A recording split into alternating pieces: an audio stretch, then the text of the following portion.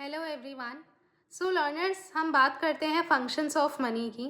Basically there are two types of functions of money.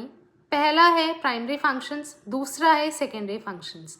सबसे पहले समझते हैं कि प्राइमरी फंक्शंस और सेकेंडरी फंक्शंस के बीच में डिफरेंस क्या है।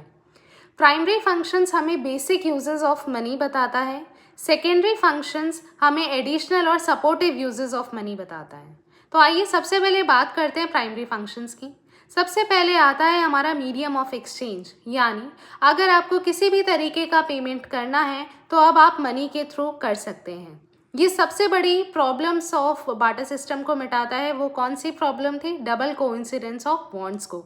जहां गुड्स के बदले गुड्स देना होता था, अब आपको यहाँ पे गुड्स के बदले पैसे देने हैं। सेकेंड आता है हमारा कॉमन मेजर ऑफ वैल्यू।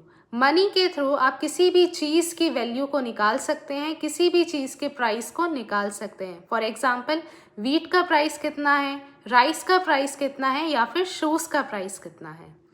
अब हम बात करते हैं सेकेंडरी फंक्शंस ऑफ मनी की। सबसे पहले आता है डेफर्ड पेमेंट।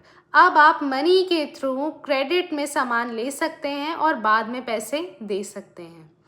दूसरा आता है स्टोर ऑफ वैल्यू। आप मनी को कितने टाइम तक के लिए भी और कितनी भी क्वांटिटी में स्टोर करके रख सकते हैं। लास्ट है हमारा ट्रांसफ़र ऑफ वैल्यू। आप मनी को एक जगह से दूसरी जगह इजीली ट्रांसफ़र भी कर सकते हैं। उम्मीद करती हूँ कि आपको अब समझ में आ गया होगा कि प्राइमरी फंक्शंस ऑफ मनी क्या है और सेकेंडरी फंक्शंस ऑफ मनी क्या है।